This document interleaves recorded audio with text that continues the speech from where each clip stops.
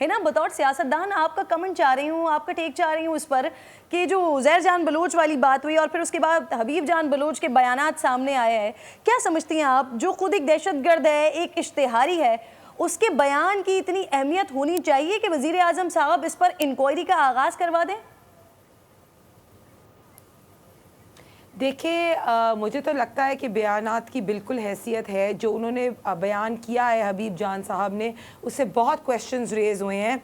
अब आप मुझे बताएं कि उन्होंने एक क्वेश्चन किया कि इमरान खान साहब कराची में अवामी जुलूस कैसे करवा सकते थे जब तक उज़ैर बलोच साहब की हमायत के बग़ैर।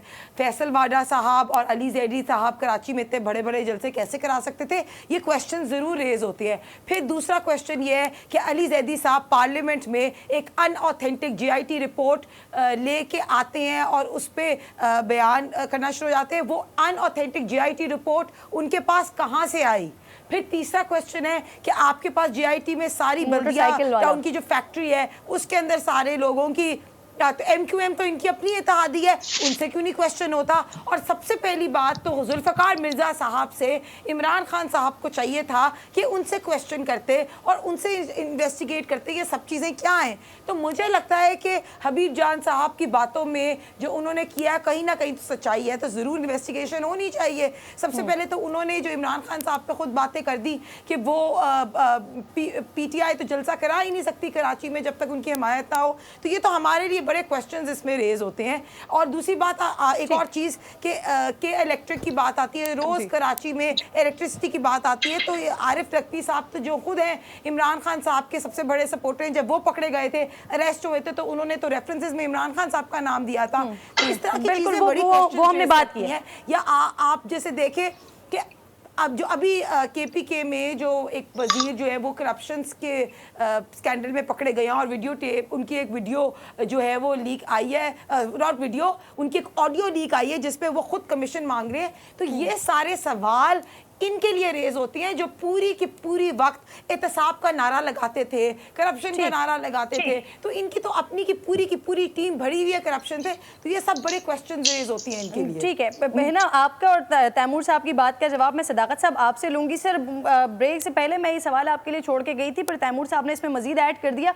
अली जैदी साहब सर, बड़ा उन्होंने सस्पेंस क्रिएट किया, उन्होंने ये बताने की कोशिश की कि कल जो लेकर आ रहे हैं वो बहुत बड़ी चीज़ लेकर आ रहे हैं। हबीब जान बलोच का उन्होंने वो इंटरव्यू क्लिप लगाया और उसके बाद हबीब जान बलोच ने अली जैदी का नाम लिया, फैसल वाडा साहब का नाम लिया कि इनसे पूछें कि जब इनको जलसे की ज़रूरत थी, जुलूस की ज़रूरत थी, तो 25 से 40 गाड़ियाँ किसने भेजी थी? अली जैदी साहब से सवाल करें, फैसल वाडा साहब से सवाल करें। सर, ये तो खुद ही पाकिस्तान तहरीक इंसाफ के लिए मुश्किल नहीं बन गई हबीब साहब की बात? तो क्या अब इन लोगों को भी, जिनके नाम लिए गए, उनको भी शामिल तफ्तीश होना चाहिए? सर,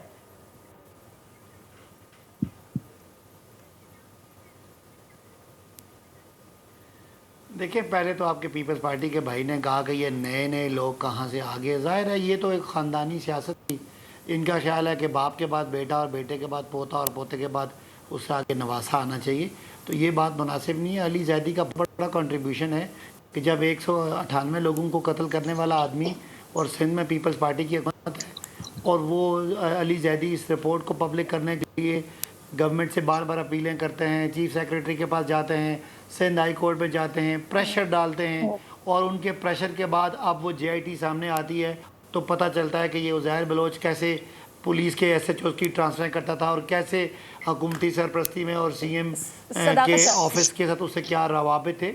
रही बात कि जी मैं आपसे सवाल कर रही हूँ सदाकत साहब, मुझे ये बता दीजिए सर, उज़ैर बलोच की जो जेआईटी आई, जिस जेआईटी के बारे में जिसकी मिसाल देते हैं अली जैदी साहब, उसके अंदर जो आप लोग कहते हैं कि पाकिस्तान पीपल्स पार्टी के बड़े बड़े लोगों के नाम है, तो फिर अगर उसके स्टेटमेंट के, उसके बयान की इतनी अहमियत है, तो सर हबीब जान बलोच के स्टेटमेंट की भी तो अहमियत होनी चाहिए ना। फिर उन लोगों को भी शामिल तफ्तीश करना चाहिए जिसका नाम हबीब जान बलोच ने लिया। सदाकत साहब,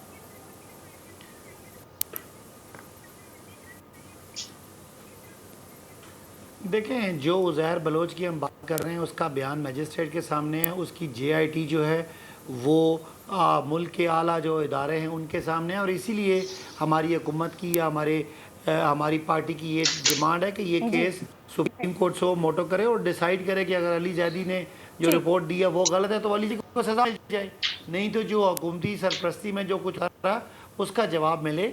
दूसरी बात ये कि एक ऑडियो टेप की हिना साहिबा ने बात की कि एक ऑडियो टेप लीक हुई, ऑडियो टेप इनकी लीक हुई और वो घर चले गए।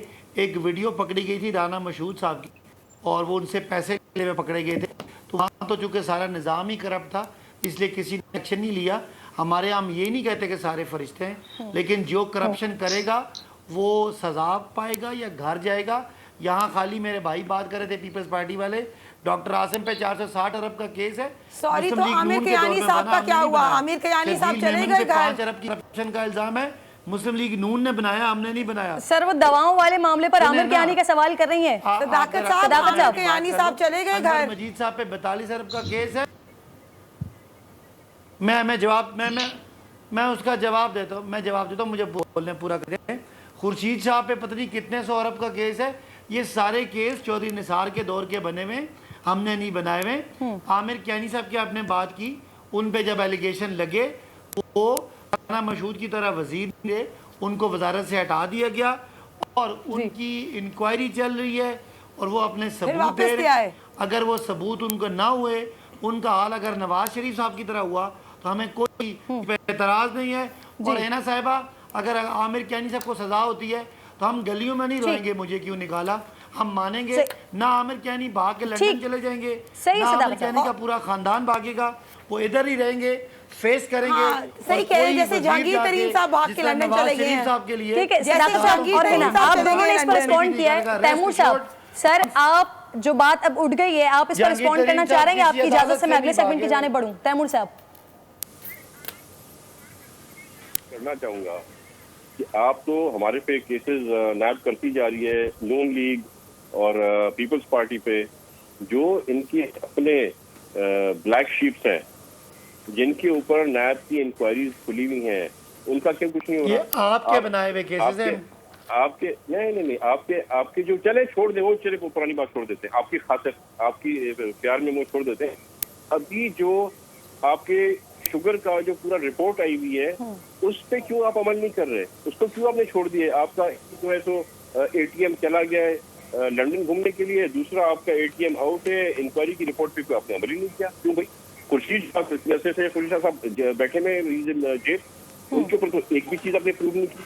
हमारे जितने लीडर्स को आपने अरेस्ट किया बिला किसी प्रॉपर एविडेंस के, वो सब बेल पे कोर्ट अब तक उस पे साबित कुछ नहीं हो सका। ठीक है सर, इस बात पे बार-बार सवालात उठाए जा रहे होते हैं। मुझे अगले सेगमेंट की जानिब मेहमान मेरे साथ ही मौजूद है। नाज़रीन, आज चेयरमैन पीपल्स पार्टी जनाब बिलावल भुट्टो साहब ने कहा है कि ये हुकूमत हर फोरम पर नाकाम हो चुकी है।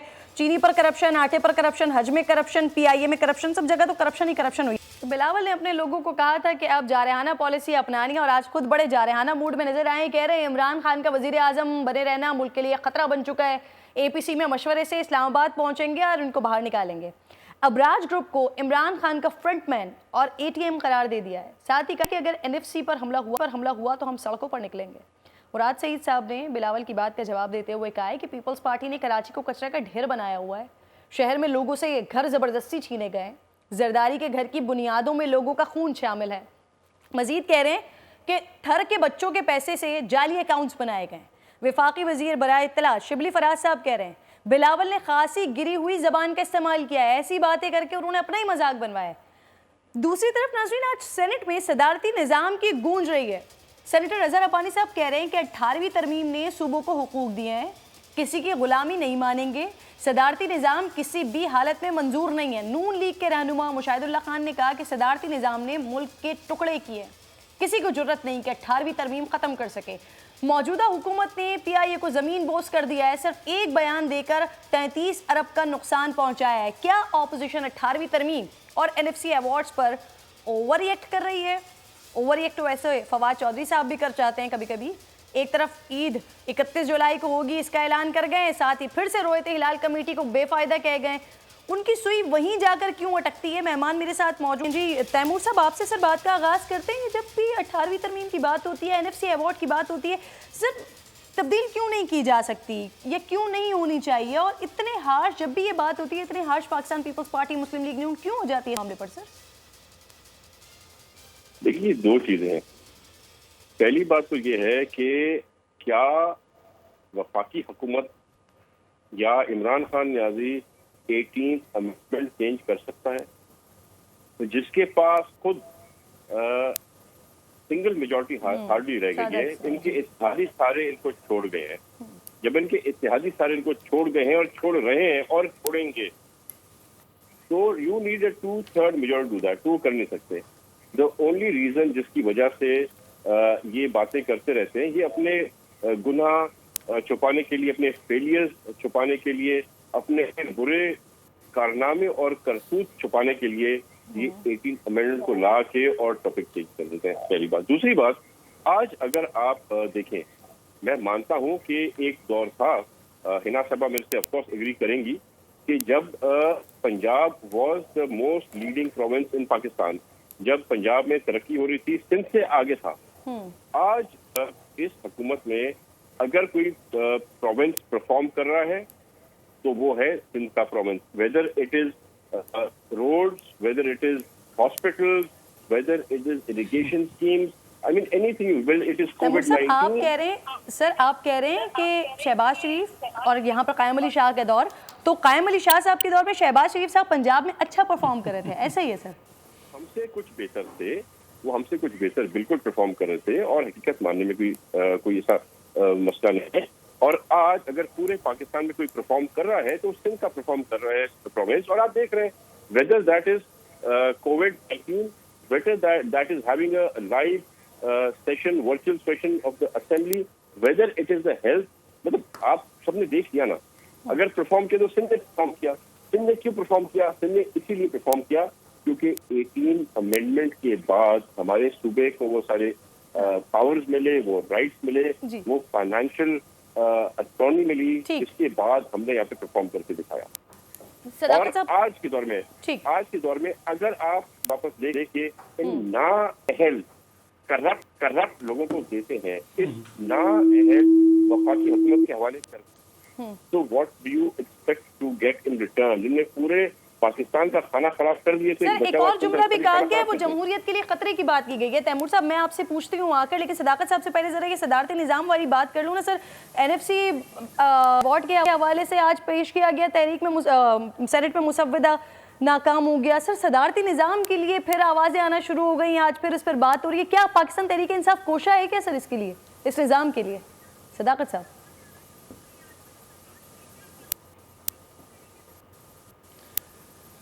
पहले मुझे ये बताएं कि 18वीं तरमीम कोई सहीफ़ा है, उस पर बात करना गुनाह है, उसके बारे में बात करना जमहूरियत के ख़िलाफ़ है। ये बिलावल साहब क्या बातें कर रहे हैं? दूसरी बात, मेरे भाई ने कहा कि सिंध कोविड में बहुत अच्छा परफॉर्म कर रहा है। सिंध की आबादी पाकिस्तान की 23% और पंजाब की आबादी तकरीबन 50-51% है।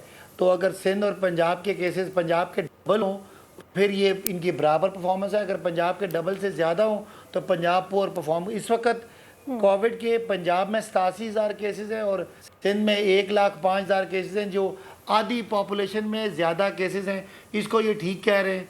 इनके ख्याल में जो थर में बच्चे मरते हैं, जो कराची में कचरा है, जो कचरे का ढेर बन गया, ना वहाँ पे कोई सीवरेज सिस्टम है, ना वहाँ पे सड़कें हैं, ना कोई ट्रांसपोर्ट का निज़ाम है। बेबी मैं बात कर लूँ, मैं आपको चैलेंज करता हूँ लाइव टीवी पे कि पंजाब में टेस्ट ज़्यादा हैं, सिंध में टेस्ट कम है। मैं चैलेंज कर रहा हूँ आपको, उस ज़्यादा टेस्टों के बाद बिलावल लगा रहे हैं वफाक के ऊपर टेस्टिंग कैपेसिटी कम की है। आप हुकूमत के सदाकत अब्बासी साहब अभी मैसेज करें, चेक करें कितने टेस्ट हो रहे हैं पंजाब में। सुने अगली बात मैं आपको अभी इसके बाद भी ब्रेक में आपको मैं ट्वीट करके बता दूंगा एग्जैक्ट पंजाब के टेस्ट सिंध से ज़्यादा हैं और सिंध में केसेस ज़्यादा हैं। ये तो सारे वो हैं जो हमें डरा रहे थे। अगर लॉकडाउन ना किया तो मिड जुलाई में 78,000 बंदे मरेंगे। चाहते हैं, तो नहीं लाना चाहते, इसके बारे में हाँ या ना बताते हैं सर। 1-2 सवाल मेरे और रह गए तीनों से और वक्त खत्म हो रहा है। सदाकत साहब, स्मार्ट लॉकडाउन की वजह से आज हमारा नीचे हो रहा है। इनको तो समझ है, कोई सदारती निज़ाम की भी बात नहीं है, कोई 18वीं तरमीम की बात नहीं है। बहरहाल 18वीं तरमीम में ये हुआ है कि करप्शन का इख्तियार मिला है और सिंध के सिंधी गरीब हुए हैं और ख़ास लोग अमीर हुए हैं। वो जाली अकाउंटों वाले हों, करप्शन वाले हों, सही है। कौन को पता है? आप कह रहे हैं कोई इस वक्त प्लानिंग वगैरह नहीं है इस बारे में, है ना? मुझे ये बताइएगा। उसमें कमजोरियां हैं वो ठीक हो ठीक सकती है हैं। हिना, मुझे बताइएगा जैसे कि तैमूर साहब ने कहा कि 2/3 मेजोरिटी नहीं है, सादा सूबाई अक्सरियत नहीं है खुदमुख्तारी पाकिस्तान क्या तहरीक हक में, इंसाफ के पास, लेकिन ये जो लूट मार का उसके इख्तियार बावजूद है, भी अगर ये इसके चीजें हक ला में रहे हैं तो कोई ये नहीं। चीजें हमें भी मालूम है, आप तमाम लोगों को भी पता है, जो सेनेट के अंदर, जो असेंबली के अंदर मेंबरान मौजूद है उनको भी मालूम है।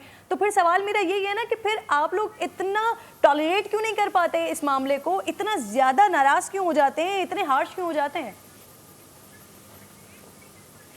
देखें आपको कि किरण, फिर आपको 2 पता मिनट है ना आपने और 2 क्रिकेट में मिनट मुझे गैलरी भी देने। प्लेयर्स होती हैं जो इररिस्पॉन्सिबली प्ले करते हैं और सिक्सर मारने की कोशिश करते हैं इररिस्पॉन्सिबली, तो यही लोग यहाँ हैं जो टीवी पे आके तो बातें करते हैं। अगर ये इतने सीरियस हैं तो लेके आए पार्लियामेंट में, इस पर डिबेट करें। इमरान खान साहब खुद थे जब KPK में इनकी हुकूमत थी तो कहते थे 18th amendment is the best thing that happen to this country. तो अब इनकी फेडरल में हुकूमत हुई है तो इनकी चीज़ें जो हैं वो फ़र्क हो गई हैं। तो अगर ये इतने सीरियस हैं तो बिल्कुल आप पार्लियामेंट में लेके आएँ, आप डिबेट करें, आप वोटिंग कराएं, आप 2/3 मेजॉरिटी लाएं, आप अमेंडमेंट ले आए। मतलब सिर्फ टीवी पे आके बातें करना और सिक्सर मारने की कोशिश करना, उससे कुछ नहीं होता। इफ दे आर सीरियस तो they should bring it to the parliament. And I think कि देखें 18th अमेंडमेंट में बहुत सी चीजें हैं, अगर इनमें चेंजेस लानी है तो उसके अंदर ठीक है, पार्लियामेंट में आना चाहिए, लेजिस्लेशन होनी चाहिए, बात होनी चाहिए। ठीक है ना, आपका कमेंट आ गया इस पर। तैमूर साहब सर लास्ट कमेंट कीजिएगा, बिल्कुल टाइम खत्म हो गया। मुझे बता दें जमहूरियत के लिए खतरा क्यों है, वजीर आजम साहब वजाहत कर दें सर इस बात की।